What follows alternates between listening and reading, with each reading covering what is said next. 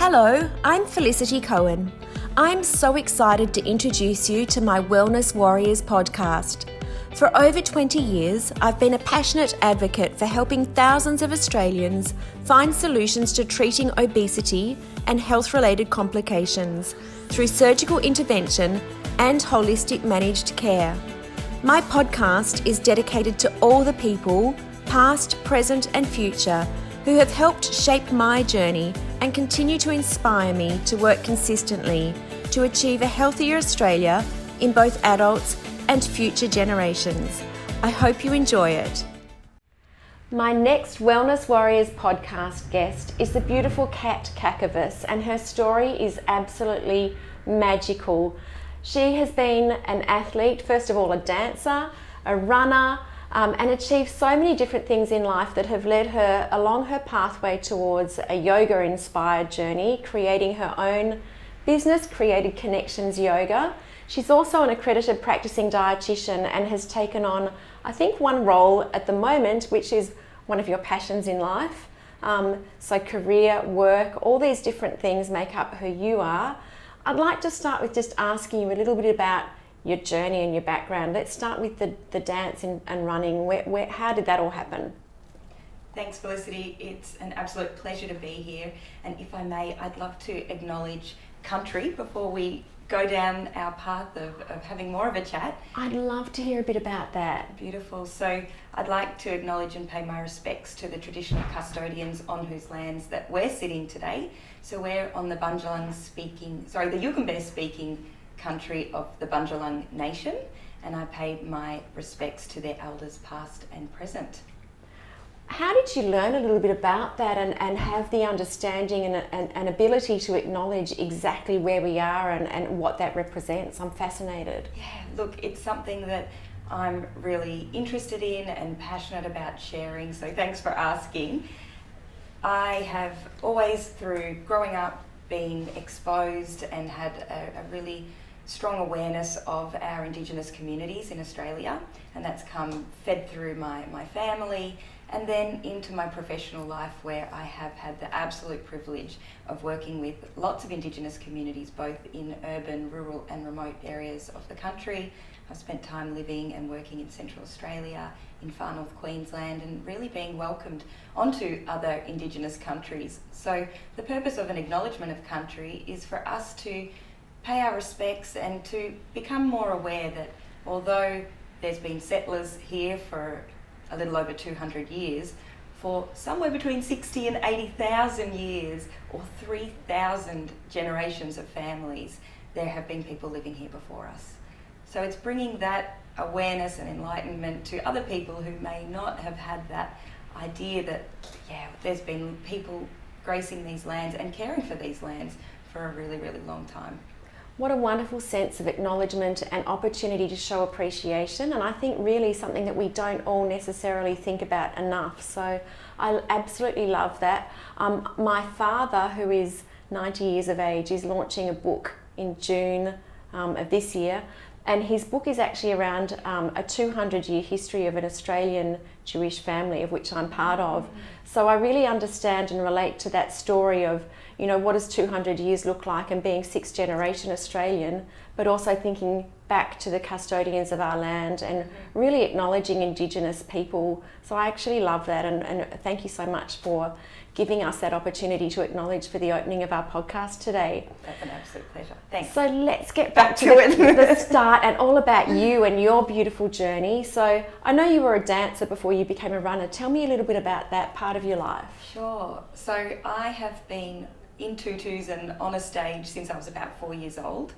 I did start as a classical ballerina and also started to do other types of dance, jazz, tap, aerobics, African dance, and I've just thrived and enjoyed that opportunity to learn to move my body, to become aware of my body, and then also to share that joy with other people.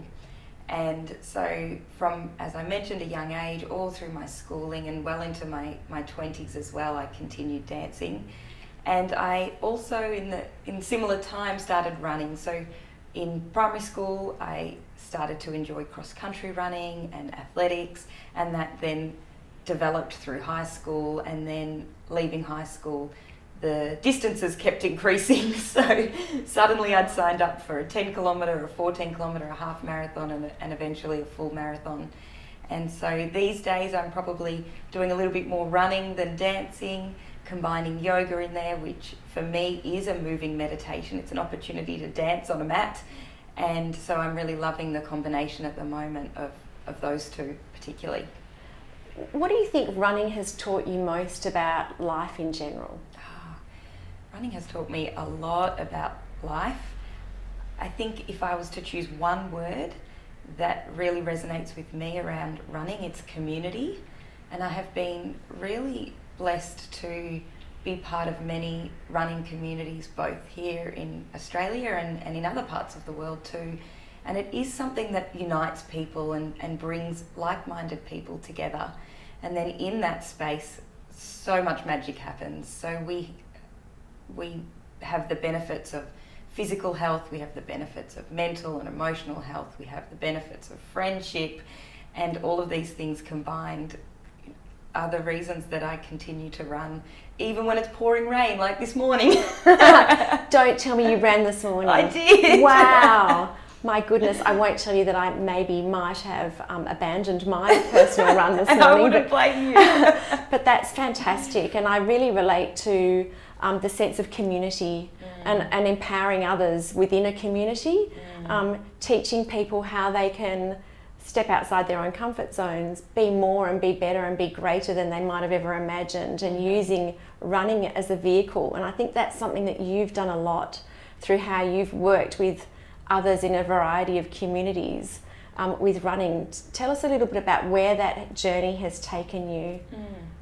Well, as briefly mentioned, I have found myself attached to running communities in different parts of this country. So it tends to be, if I'm living, I'm from Melbourne originally, so my original running communities were around where I was born and raised. And then beyond that, it seems to be the first thing I seek when I move to a new place. I spent some time living in Alice Springs, for example, and one of the first things I did was look for a running group, and from that developed some of my closest connections and most wonderful experiences while living in the desert. Same when I came to the Gold Coast 4 years ago. Literally the first thing I did was jump online and search for running groups, which is how I came to meet beautiful people like yourself, Felicity. And that has been the pattern. So wherever I've gone, it's looking for perhaps a local park run or a local running group. And that has also included my time living in West Africa. So I did spend a number of years living and working in Sierra Leone. And one of the first things I did over there as well was seek people to join me for runs through the African villages. And so the connections that I have established through that opportunity continues to grow and develop. And although at this point in time we can't physically be in other countries in the world, I still have a really strong connection to my friends and community over in Sierra Leone who are continuing to run, and providing them opportunities to continue running, including going to the annual Sierra Leone Marathon, is something that gives me a lot of purpose and joy. I love that. Let's just go back to Alice Springs. What took you to Alice Springs? Why did you end up there, and what were you doing there? Great question. As I mentioned, I did spend a number of years living in Sierra Leone, West Africa, and when I returned back to Australia, it wasn't necessarily by choice. It was around the time that Ebola was rife in West Africa, and so what happened was a number of myself and a number of my colleagues and friends, we weren't able to continue our work there. I was working in a school and a university, and all of those institutions closed, and it became very difficult to live and operate in the country. And so I came back to Australia, and to be honest, Felicity, I felt quite lost. And I had returned to Melbourne, and although most of my family and beautiful friends are based down there, something wasn't quite gelling after having this incredible experience living over in a country where we didn't quite have as much access to material objects as we do, for example, in Australia. So I was in this point of my life where I was struggling, and then a job opportunity came up in Alice Springs, and I remember reading the job description, and one of the points was you must be willing to drive out to remote communities on terrible roads in four-wheel drives, or sometimes go in small planes to get there. And I thought, oh my gosh, I think this job is calling me. And so shortly after that, I moved to Alice Springs, and my role in Alice Springs was as a dietitian and public health nutritionist. And although Alice was home base, most weeks I was out in remote indigenous communities, some of which were around 2 hours out of Alice Springs and some were about 9. And so what would happen is I would leave Alice Springs and I would be embedded and absorbed into these beautiful communities all over the desert and work from that public health nutrition and dietetics perspective. So either seeing people one-on-one in their health clinics or working more broadly in the community. So looking at the schools, at the childcare centres, at the little remote stores where that was the main place where people would access their food, and how could we support those stores to be more health promoting.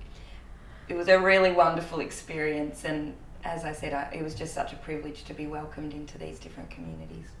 So there's such an incredible need in those communities. I'm very well aware of what has happened in those communities in terms of the infiltration of Western model of food availability, and in those stores that all of a sudden there's access to Coca-Cola, for example, to high sugar dense nutrition that's perhaps not necessarily the best of choices, and the health related problems that have grown, evolved and emanated from availability of Western culture, I think must be quite a shock to someone arriving there first time around. The role of a dietitian in those communities is so vital.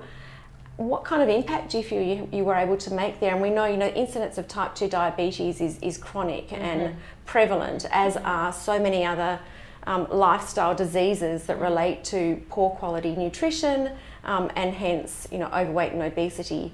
How do you feel you made an impact in that community? Yeah, look, it was an ongoing challenge to try and, as you rightly mentioned, how can we work around the systems that are in place and the access that a lot of people have, which was not to necessarily, every year we would go and we would assess the quality of the food, the affordability of the food, and the variety of the foods. And honestly, it was poor. It was beyond poor.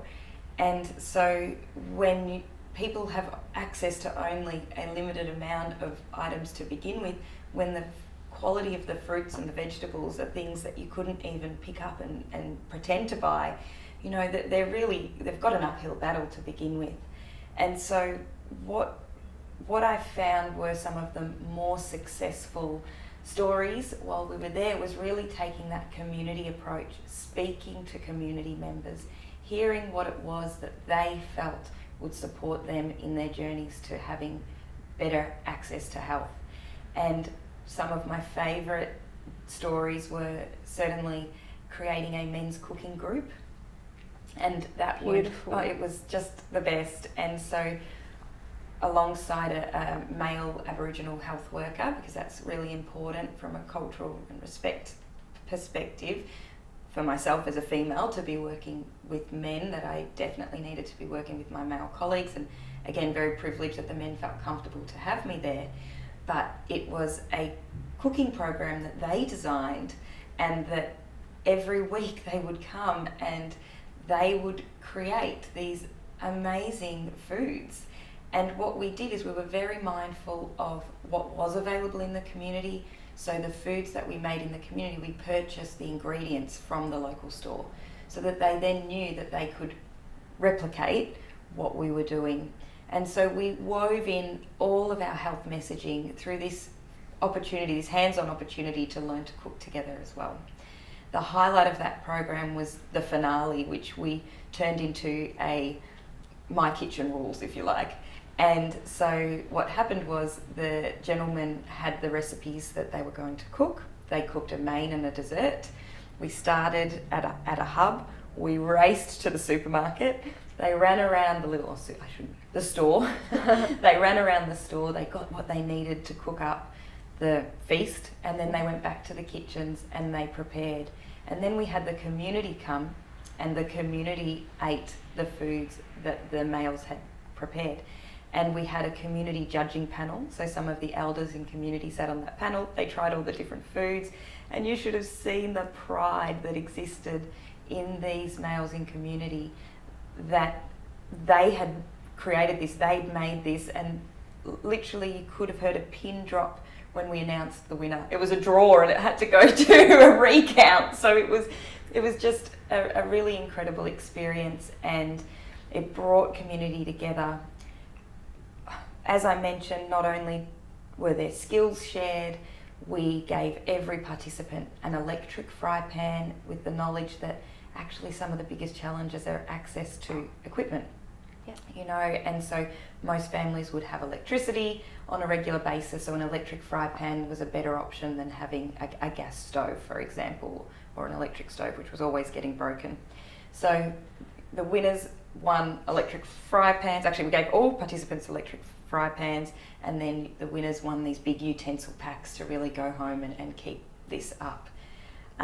For me, you know, the finale was a massive highlight.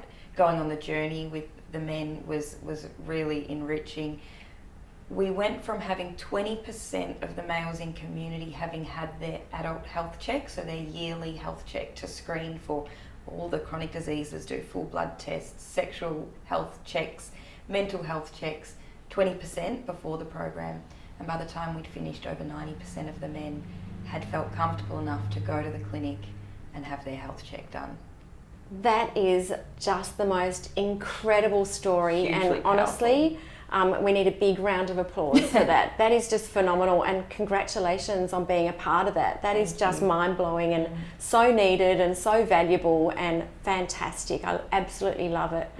What about the kids? You know, children is something that is very close to my heart. I'm very passionate about driving behavioural change and supporting children who are, as we know, we have a population where childhood overweight and obesity issues are also escalating at a rate that is phenomenal and scary, and intervention and appropriate approach to support kids is something that, you know, so many different sectors are working towards finding that solution.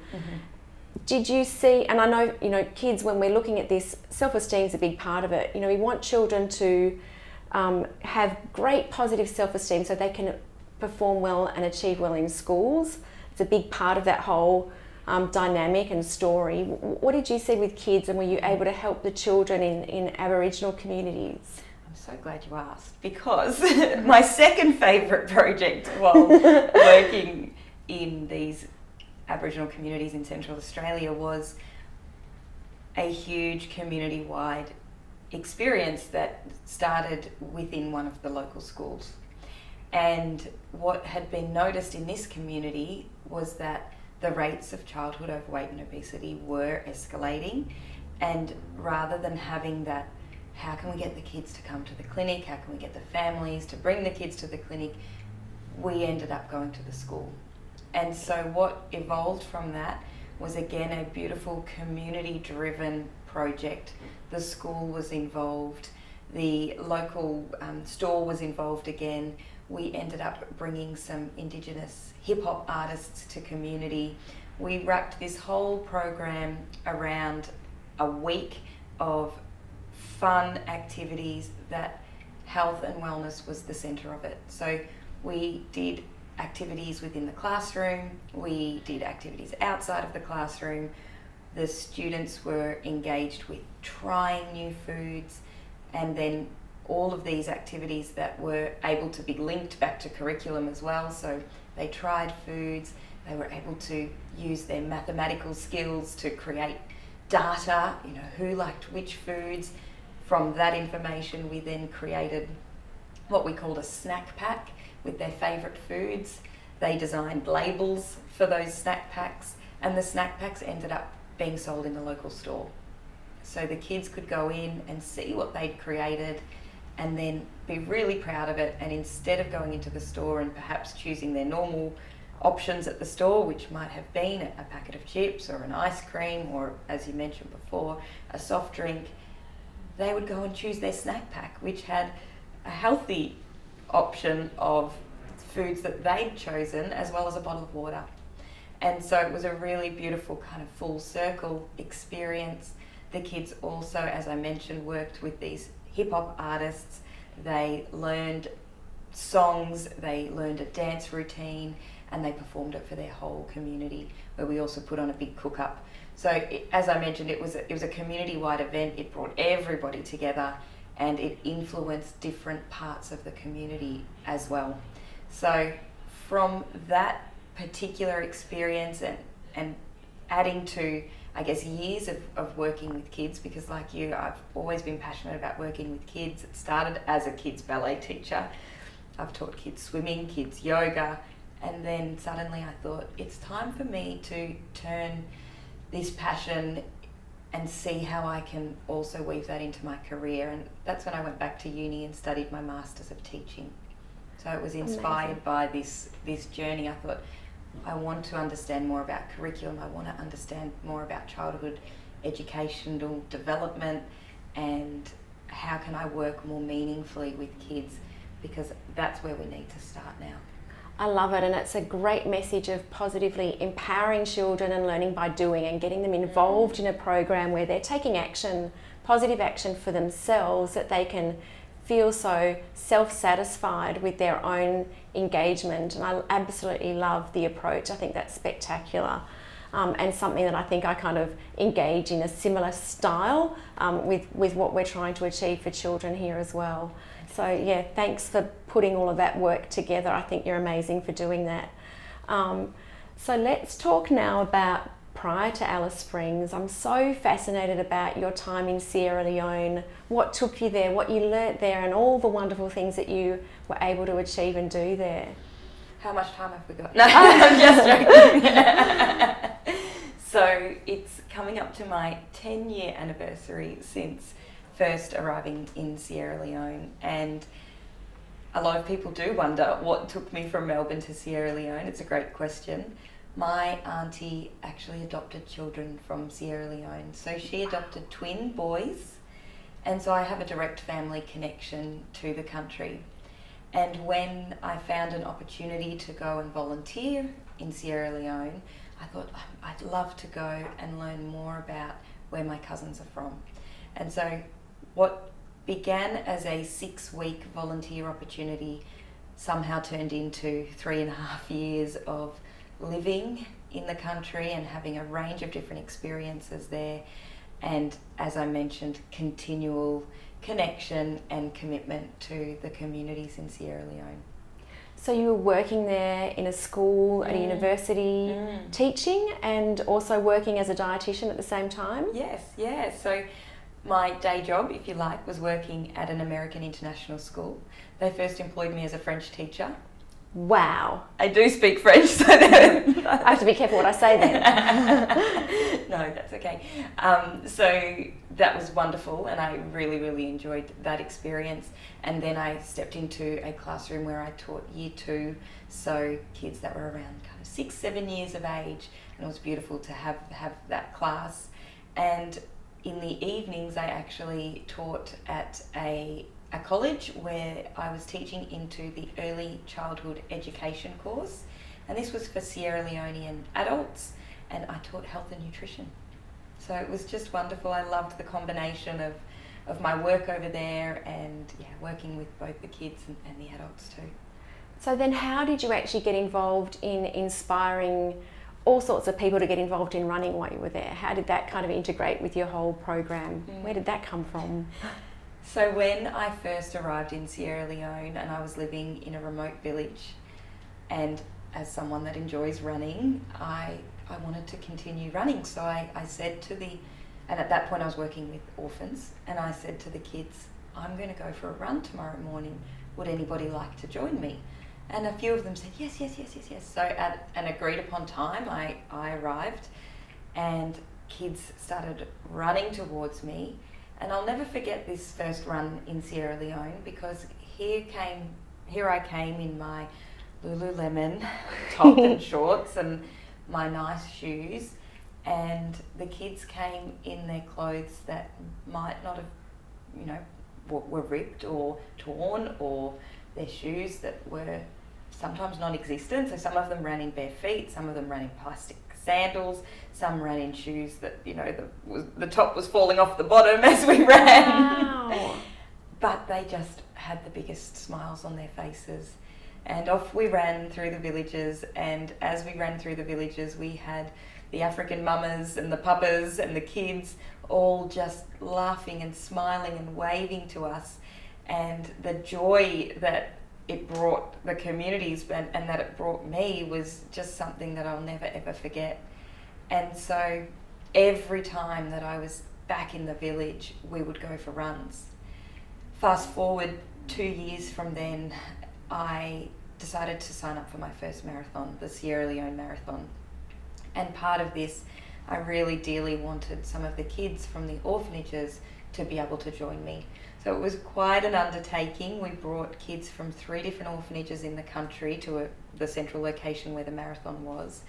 And then they participated in their first ever running event. We had 25 kids and some of their carers, and they all didn't do the marathon. You know, there was a 5 kilometre event, a 10 kilometre event, and a half and a full, and they chose the distance that they wanted to try and cover, and they just were incredible. And it's an experience that I know they'll never forget, and certainly I will never ever forget my first marathon. We also used the opportunity to raise some funds, and so together with this story we raised around $10,000, and that went directly back into the orphanages to work on some projects that the kids had dreamt up, so things that they felt that they needed to enrich their lives.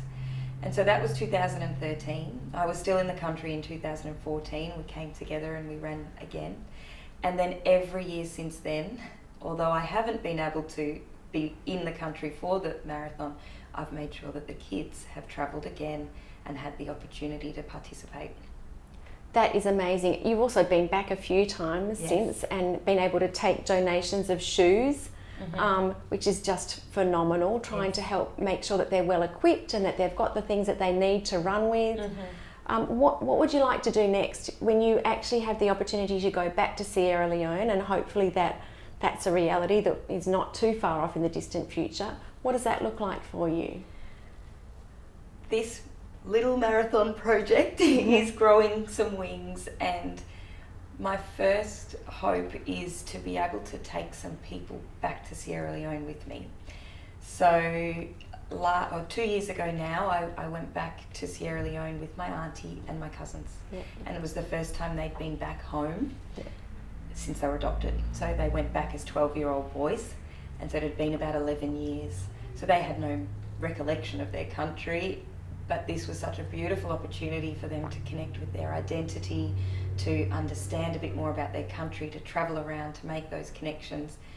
It was such a beautiful experience showing off Sierra Leone to my auntie and my cousins. And I came back to Australia and I thought, gosh, I'd love to give more people that opportunity. So it had planted a seed, and from there I started to just talk about it. And suddenly I had a few people who really liked the sound of this. And last May 2020, we had planned to go to Sierra Leone. So there were a group of around 12 of us that were going to come together from Australia, from the UK, from the US, and have an experience in Sierra Leone, and we timed our trip with the Sierra Leone Marathon. Then COVID hit, and so nobody was able to travel. The plan is on hold, let's say, and what will happen as soon as it's possible is that that group is so committed, and we will be waiting for the day that we can commit to going back to Sierra Leone.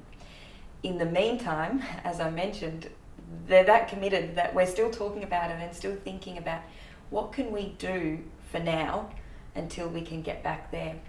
And as you brought up, in the past I have been very lucky to receive beautiful donations of pre-loved and sometimes brand new running shoes, running clothing, hats, drink bottles, things that people might have had in excess that they didn't need anymore. And so before this trip 2 years ago, I actually filled my little car boot, Mazda 3, with donations and drove them down to Melbourne, where we packed them up into 15 bags and nearly gave the ladies at the airport a little bit of a heart attack. But we got all of the donations to the kids in the villages.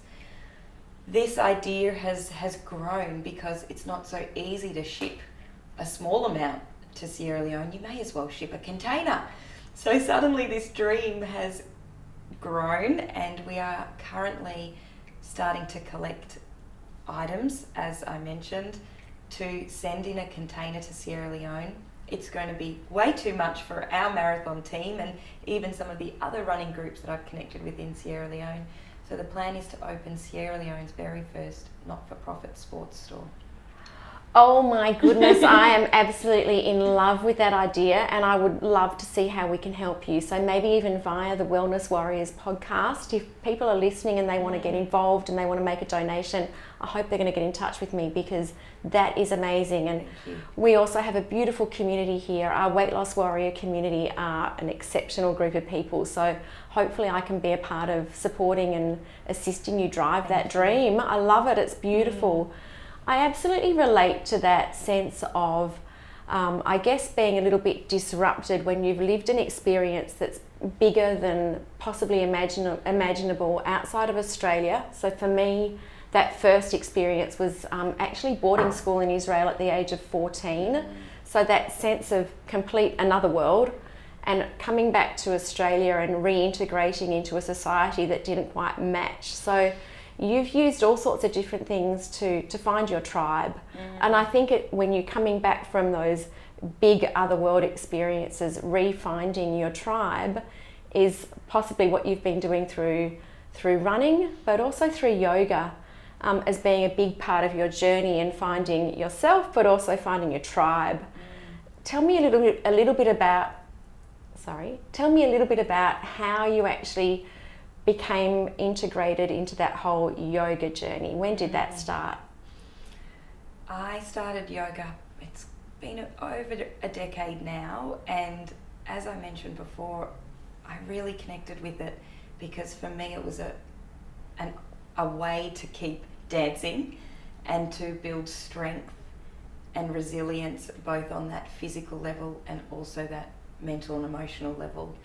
And almost instantly, and I was really fortunate to have a beautiful yoga teacher to help introduce me into this space, and I fell in love with the practice straight away. And I remember saying to her, I want to become a yoga teacher, and she said, with all due respect, Kat, keep following this art, keep following this practice for a little bit longer, and you'll know the time when you are actually ready to become a yoga teacher. And it was almost hard to hear in the beginning, but I'm so grateful that she was that honest with me, because it did then take me on a journey of really deepening my practice, deepening my understanding, having the opportunity to practice in India, on helipads in Sierra Leone, learning from others, starting to share with others and feel into how I enjoyed that experience as well. And it was when I found the teachers that I really wanted to learn from, and they had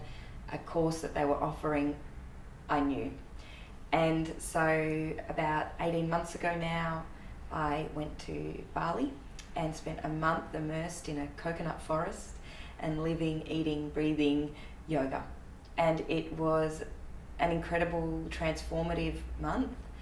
And since coming out of that journey, I've really enjoyed sharing yoga more and more and more, and have built both an online community, and that was one of those, I guess, shifting points during COVID when everybody transitioned to online. So how might that look for yoga? And it's been really fabulous, and that community is so committed that even up till now we meet twice a week, and I will have people join from as far as the Torres Strait Islands all the way to Canada and everywhere in between. And so it's just a really beautiful way of continuing to share, and often the people that are joining might be our friends that are living in rural and remote parts of this country or other countries that don't necessarily have access or regular access to yoga. So that's been a really beautiful offering. And then the other way that yoga has gone for me is combining it with running. And so I've, as I mentioned, deepened my practice, but also started thinking about how can this benefit us who run? How can it benefit us from that physical level in terms of building strength in our bodies and lengthening our tight muscles? How can it benefit us from that energetic level as well? So we have a huge focus on breathing, accessing our oxygen, using that oxygen in a more productive way. And then how can we also build our strength, determination, patience and resilience? And as a beautiful example, we did a yin-based class this week where you hold poses for a longer time. And the metaphor there is not just that we're on that physical level, really supporting our body and our muscles and everything in between, but on that, again, that mental and emotional level, it's about sitting in that period of discomfort, knowing that there is an end and that the end's going to feel really good. And so that, again, can be really translated to maybe when you're running a tough session, up hills or a speed session, or maybe when you're in that race space and you really need to channel something quite deep to get you to that finish line. And so I'm really enjoying this journey of combining yoga for runners, and the community uptake is really fabulous. So the class that we do, it's once a week on the Gold Coast here, is just growing and blossoming, and a lot of regulars combined with a lot of new faces who are curious, and we had to move to a bigger hall because we outgrew our last space. So I'm just feeling really excited by how runners are starting to add into their non-negotiable schedule, not just their long run and their speed session and their hill session, but their stretch session as well. Oh, I love the term non-negotiable session. I'm actually going to incorporate that into my routine right now. You know, one of my promises to myself at the beginning of this year was I'm going to do more yoga, and getting there is often the challenge. I love that, you know, first of all, we did have to pivot last year. We didn't have a choice, pivoting to doing so much via Zoom. Although, you know, when you're doing yoga, so much of that is about disconnecting from technology. How we used it to be engaged, involved, and still doing those things that were so important for mental and physical health. It was really a fantastic medium, and growing that and extending that, I think, is really valuable for community, and you can build community through that online space. And for us, we've also been the beneficiaries of having you online for our weight loss warriors, which was amazing, and we'd love to see more of it. But yeah, you've taught me something. The non-negotiable, I'm actually going to make that part of my life right now. So thank you for that little teaching. Love it. Can't wait to see you in a class. Yeah, I think, you know, I have already learnt before that with yoga, I feel that you can actually increase your VO2 max, and your breathing changes in terms of how you can actually run better and more efficiently. So there's so much that you can learn as well, not just from better breathing techniques, but also all of the teachings from stretching. There's so much to learn through yoga. Absolutely. And even this morning I received a message from someone who'd been in class last night, and they said, I had the best sleep that I've had in a really long time. How good is that? And I often get that feedback, that this beautiful evening opportunity to just move our bodies in a gentle, subtle way then sends people off into a beautiful slumber. So yeah, that's pretty spectacular. Teaching us so to slow down. Yeah, there are so many benefits of yoga. Tell me a bit. I'd love to learn a little bit more, and I think for our wellness warriors listening today, some of the major benefits of yoga, what do they look like? Look, again, the list is almost endless, but from the physical health perspective, you know, it can be a really wonderful way to achieve some weight maintenance, for example, to build strength, to build tone, to build elasticity in those muscles, mobility around your joints, to actually reverse almost that aging process. So it really does regenerate our body in a really positive way. It's really can be well used for injury prevention, and even mindfully it can be used through injury as well. So it's something that, you know, a lot of people say, I can't do yoga, I'm just not flexible enough, I'm not bendy. I almost hear it every single week. And it's a common myth that you need to be able to touch your toes, for example, to be able to do yoga, and absolutely you do not.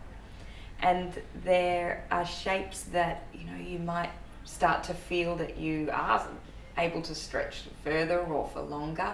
And there's some, our bodies are all different. And so there might be some shapes that you might never be able to do the same way that someone on the mat next to you is doing. And that for me is one of the biggest teachings. Yoga is about non-comparison. Yoga is your journey. And it's about meeting where you're at in that moment of that day, which might look different to how you're feeling that morning, or might even look different to how you were yesterday. So it's about really being kind to yourself and meeting yourself exactly where you're at. So I guess we've kind of transitioned from some of those physical, those body level benefits. We haven't even touched on those benefits for chronic disease management, which are endless. If we were to kind of work our way through this and end up somewhere here in our head, you know, the benefits for managing mental health are huge, for supporting anxiety, for, you know, helping us to find focus, for helping us to feel calm, relaxed. You know, a lot of those breathing techniques, and nobody ever needs to know that you're doing it. You can be so subtle, and suddenly you can bring that sense of calm energy back yourself. For me, it's about learning all of those little self-help tricks. And that's what I often say in my class. You may wish to put this in your toolbox. 100% agree with you, and they're things that people can pull out in the middle of a stressful, busy day at work, just sitting at the desk. Exactly. A yoga breathing technique. You know, the benefits for adrenal fatigue, for people who have got high levels of stress. You know, for so many people, how they can actually look at the benefits from a mental health perspective as well as physical. I think yoga combines them all and is valuable for all of us. So hopefully we can, you know, empower more and more people to look at attempting yoga and seeing the benefits. Yes, yeah, don't be afraid. We definitely need more of it in our lives. So current career, tell us a little bit about what are you actually doing now? Look, I feel very, very lucky at the moment with my current job, and many people have asked if I wrote my own job description. I didn't, but I think I manifested this opportunity and it fell into my lap, and I am just loving the journey. I am able at the moment to combine my two professional careers of being a dietitian and a teacher in a really meaningful way. We are launching a nutrition education program in schools in some disadvantaged areas of Queensland. The program is called Pick of the Crop. And so the idea is that it takes a holistic approach to nutrition in schools. And so that includes working with local farmers and growers to try and bring more of that produce into schools, to try and encourage students to understand where food comes from, so that soil to stomach mentality, and to also open up people's eyes to the agricultural industry, which is such a huge and important part of our country here in Australia. That's one component. A second component is looking at teaching and learning opportunities in schools. So how can we build on what's already happening in curriculum to make some really meaningful and exciting opportunities for kids to learn about food, nutrition and health. So that's where I really start to get creative and work with the schools. And the point of this program is not for them to feel that they're burdened and that they've got to change things and they've got to add things, but to integrate into what they're doing and just start to look at how can we maybe teach that a little bit differently so that the messaging is loud and clear for the students and the wider community. The third component is looking at what exists in schools already in terms of encouraging students to have access to fruits and vegetables, for example. And I should pause here and just mention that, you know, this whole project has come about because we know kids don't eat enough vegetables. Across the country, less than 1% of kids are meeting the vegetable targets. Wow. It's slightly better for fruit. Yes. What a statistic. It's hugely alarming. So when you say less than 1%, what would that mean? What are they eating in a day or a week? Look, if you were to look at a regular sized plate of foods, there would be maybe a quarter of it that had vegetables on it, and that might be what a child might have over the course of a week. Wow. And that's a national statistic, so this is a widespread problem. So what the overall aim of this program is to find ways that we can bring more vegetables and fruit opportunities into schools, encourage kids to become more aware of these different foods, maybe try some of these different foods, and hopefully eventually start eating more of these different foods. So that is the overall aim of the project. With that, if there was even a higher aim, it's in response to the higher rates and increasing rates of childhood overweight and obesity. So if I go back into that third little layer that we're working on in schools, it's looking at opportunities that perhaps already exist in schools to boost vegetable and fruit intake. So whether it's through breakfast clubs, for example, whether it's through encouraging kids and families to bring a piece of fruit or vegetable to school every day, and pausing at a point during the day where everybody stops and has something to eat together, which is it's got just so many benefits. Some schools are opting to have a try day, so, you know, bringing these new and different vegetables and fruits into the school so that we're exposing kids to more, and all of that then has learning opportunities that reach out of it. The other layers are looking at those wider school environments. So it's one thing to be teaching in the classroom, but what if the kids then go to the tuck shop and the messaging's inconsistent? And this is really, this has been an ongoing challenge in this space, is that they're learning one thing here, but then they go to the tuck shop, they can order another thing, and then they have their school disco, and they can, you know, have all the foods that they've just thought, oh, hang on, I thought that wasn't what was, in inverted commas, healthy diet. So it's around transforming those other food-related opportunities in schools, building school vegetable gardens as well. And the last layer is how can we communicate with parents and carers to get this message beyond the school gates and into the homes. So it's a multi-component, exciting opportunity, and as I mentioned, I just feel like I've fallen on my feet with Health and Wellbeing Queensland, who are supporting this project. Amazing, I absolutely love it, and it resonates really, you know, enormously with me, especially because of my project grit and what we've achieved and already with our study and where we hope to take it for the future. And one of the big learnings out of that was how children actually learnt to make better discretionary food choices through their education on this program, just learning the value of healthy food and how did that help them, not just to feel, but how is that going to help them perform at school? Yes. So there's so much to teach them and so much to be gained, and unfortunately this is not just an Australia-wide situation that's exclusive to perhaps children in underprivileged environments, but it's Australia-wide and it's also worldwide. So it is a huge problem to tackle, and you know, with many people who wish to take this on board, I hope that we're going to achieve so much in changing that whole status quo for children of the future. And for me, it's all about, you know, reducing that childhood overweight, obesity critical situation. You know, the statistics around increasing type 2 diabetes even in kids is a phenomenal situation that we actually have to work towards reducing 100% and hopefully eliminating over time. So I'm really excited to see that, you know, you're part of that whole big, you know, let's fix this problem. So congratulations. Thank you. The role is obviously perfect for you. We've heard so much about your passion, your purpose, and what's driven you up until now.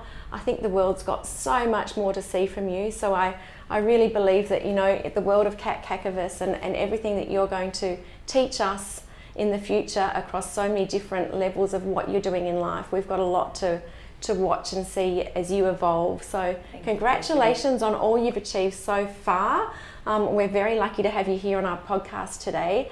I like to finish the podcast with just one question for you, for all of my guests. What does wellness mean to you? What a beautiful thought. For me, wellness again has that holistic view. So it's feeling a sense of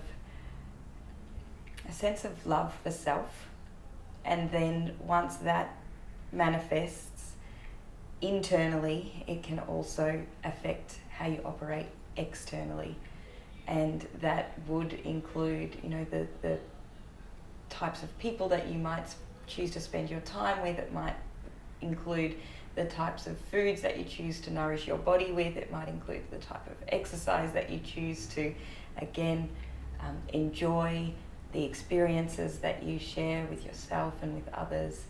So yeah, I think wellness for me starts with self-love and then emanates from there. What a beautiful message to finish on. I absolutely love that, and that's a big part of the message that we're sharing with patients this year, is all about self-love, self-care. It's really important. Start with that, and hopefully all the rest is going to follow. Thank you so much. Please join me in thanking beautiful Cacavas for joining me on the Wellness Warriors podcast. It's been an absolute pleasure having you here today. It's been wonderful to have this chat. Thank you for the opportunity. Thank you. Thank you for joining the Wellness Warriors podcast. It's been a pleasure to have you online with us. If you've enjoyed the series, please leave your review, subscribe and follow, and we look forward to sharing many more stories with you in the future.